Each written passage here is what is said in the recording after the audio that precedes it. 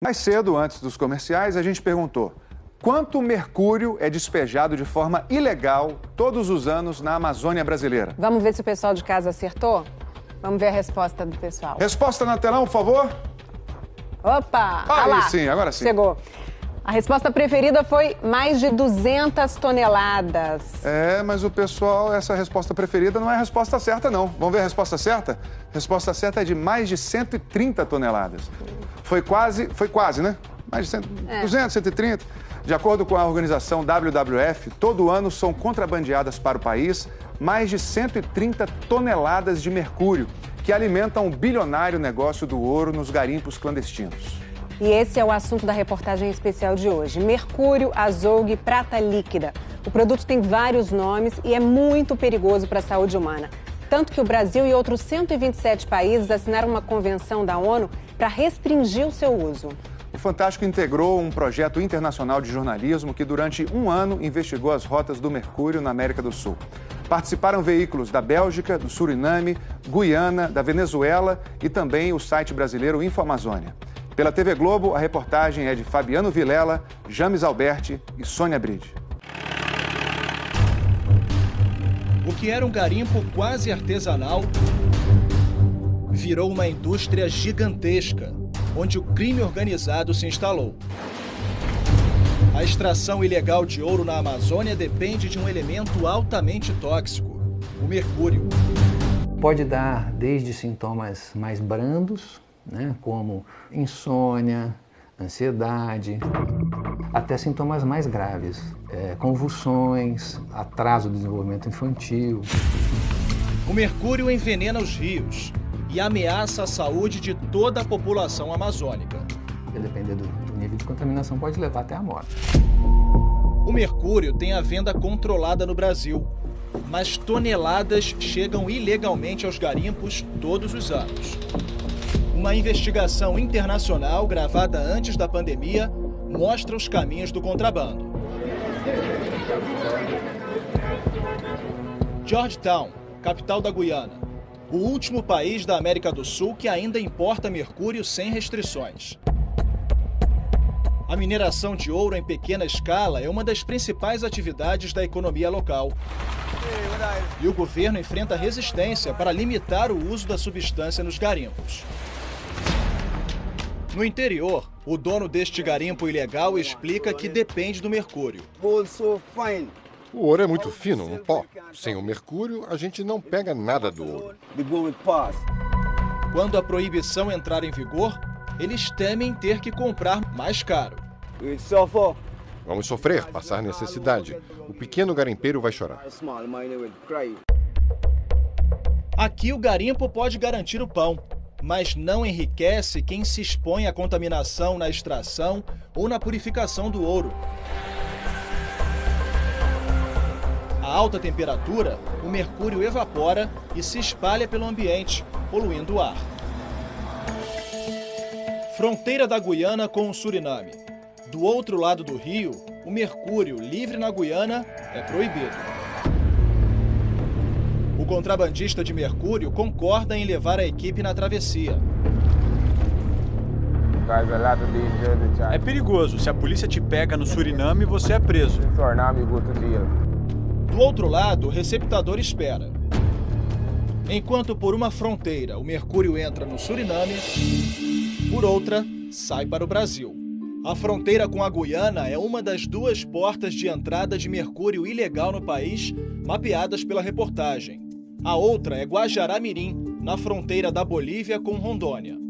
A gente percebe que há uma porosidade na fronteira e temos agentes do governo federal lá trabalhando para poder coibir. O mercúrio não é proibido na mineração, mas para ele ser utilizado, tem que ser autorizado pelo órgão competente para emitir a licença ambiental, Vale mencionar que hoje há técnicas, há tecnologia disponível para a extração de ouro, por exemplo, sem mercúrio, sem o uso de mercúrio por parte dos garimpeiros. Mas isso é amplamente desconsiderado na Amazônia. Nos últimos 25 anos, aproximadamente 3.000 toneladas de mercúrio chegaram aos garimpos da Amazônia, que foram emitidos para a atmosfera ou então despejados nos rios. O mercúrio contrabandeado da Guiana entra no Brasil por Bonfim, em Roraima, e acaba na terra indígena Yanomami, onde houve uma disparada no número de garimpos ilegais nos últimos anos. Como o ouro também é valioso aqui fora, o mercúrio também é valioso, que se não tiver mercúrio, nada é feito. O homem fornecia mantimentos aos garimpos. Com medo de retaliação, não quer ser identificado. Garimpo é um local sem lei. Já vi uns 4, 5 pessoas morrendo no garimpo. Ele conta que viu as agressões do garimpo também contra o meio ambiente. Ele quer saber de arrancar o ouro. Lá fica para resto de mercúrio, resto de óleo diesel, resto de gasolina. Tudo jogado lá no meio do mato, no meio do rio. O rio que alimenta os Yanomami. Hoje a gente não come mais peixe porque é o principal fator que consome o mercúrio. A gente não consegue mais tomar banho no rio Uraricuera, nem tomamos mais água. A fronteira com a Bolívia fechou por causa da Covid, mas o contrabando não. Fica a fronteira fechada, você pega uma voadeira, vai lá com eles, lá e mostra quando tem. De Guajará-Mirim, o mercúrio, também chamado de azougue, é levado para Porto Velho. O Fantástico comprou nesta loja de ferragens. Eu queria comprar um azougue. Rapaz, o meu é 1.100, só vendo a peça de quilo, cara. O mercúrio foi entregue à Polícia Federal. Também encontramos vendedores em Roraima, Minas Gerais e no Pará. Juro, tu sabe quem tem azougue? Quanto dá o quilo? 1.100. E claro, na internet. O mercúrio que veio da Bolívia segue também para as margens do Tapajós, no Pará. Estamos em Itaituba, a capital do ouro. Em toda loja de compra de ouro aqui em Itaituba, existe esse equipamento aqui, chamado capela de fundição. Ele serve para queimar as pedras de ouro que vêm dos garimpos. E nesse processo de combustão, são liberados vários resíduos, principalmente o mercúrio. Grande parte do ouro vem dos garimpos ilegais. Nós temos mais de 300 garimpos. Eu acredito que uns 80, 100 está legalizado e uns 200 está na ilegalidade. Lá, os garimpeiros também se contaminam ao fazer a queima de forma improvisada. Pelo fato dele estar diretamente manuseando, manipulando, respirando os vapores do mercúrio, ele tem um risco de contaminação ainda maior do que as populações tradicionais. A maioria dos garimpos ilegais na região de Itaituba fica nas terras do povo Munduruku. Estima-se que haja mais de 60 mil garimpeiros. O pesquisador Paulo Basta analisou amostras de cabelo dos índios em 3 aldeias para medir a contaminação por mercúrio. À medida que a nossa equipe avançava para as aldeias que estavam mais próximas do garimpo, a situação que a gente via era mais grave, os índices de contaminação eram mais elevados.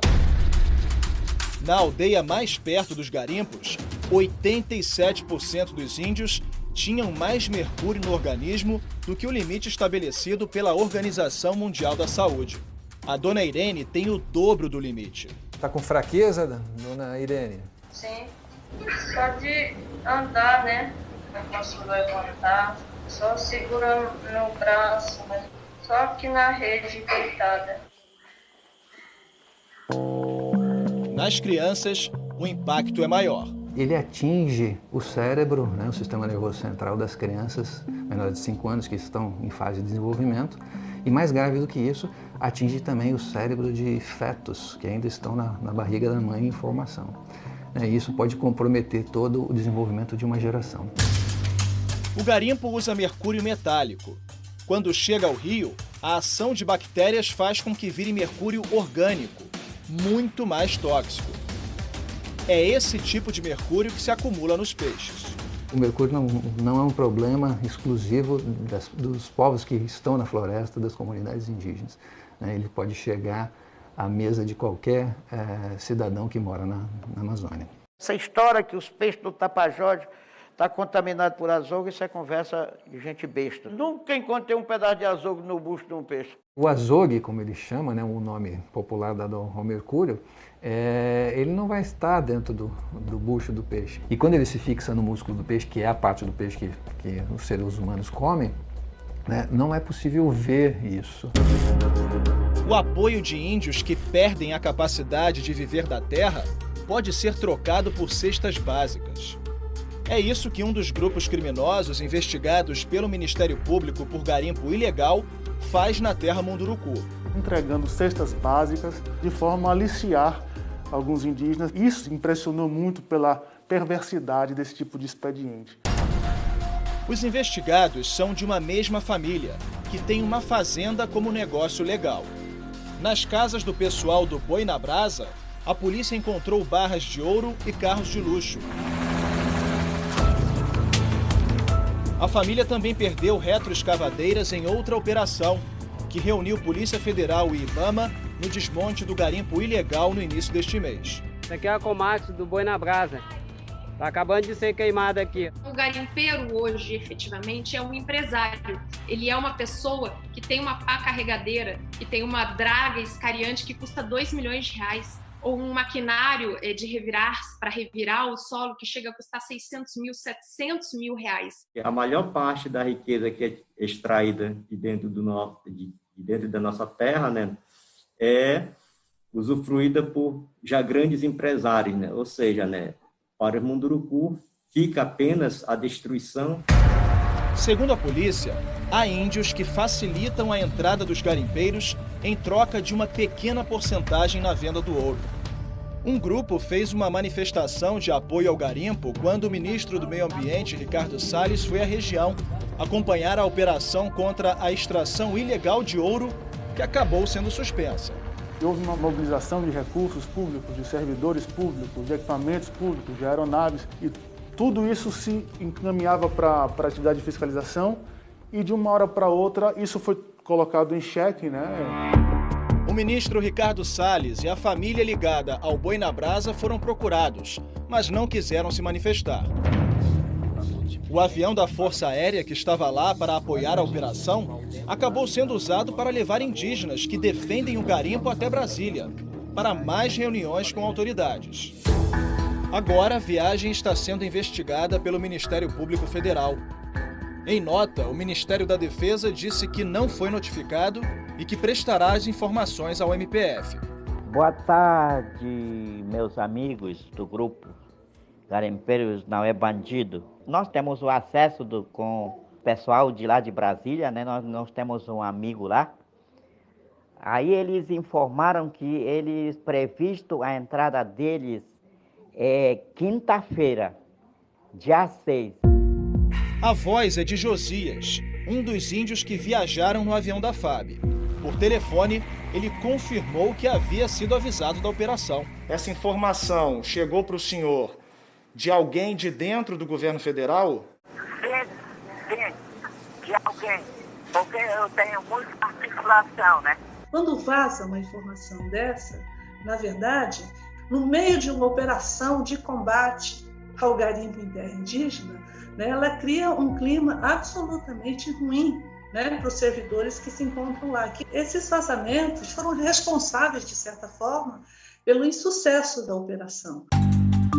Mas afinal, quem são os índios garimpeiros? Essas supostas lideranças que o ministro Ricardo Salles levou no avião da FAB, né, para Brasília, né, dizendo que estava, né, com lideranças indígenas, não tem legitimidade, né, diante do povo Munduruku, em função de que são indígenas que já moram há anos na cidade, né, que não tem uma relação afetiva, né, aqui com a terra. Por que o senhor defende apoiar uma atividade que é ilegal? Isso é um crime. É assim, para nós não é ilegal. Essas pessoas que estão trabalhando com nós, eles são convidados pela comunidade.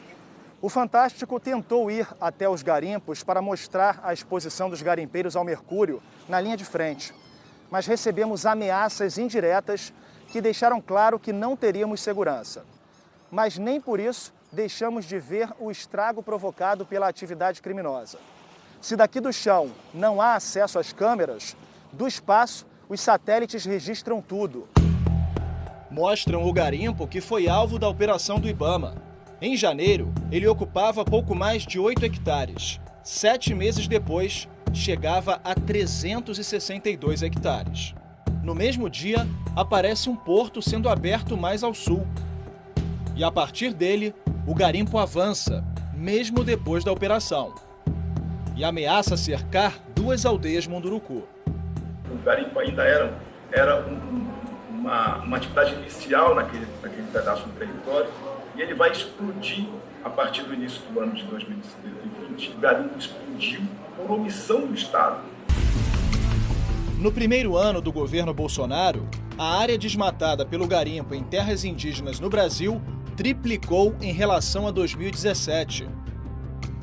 E apesar da pandemia, 2020 já superou o total de 2018.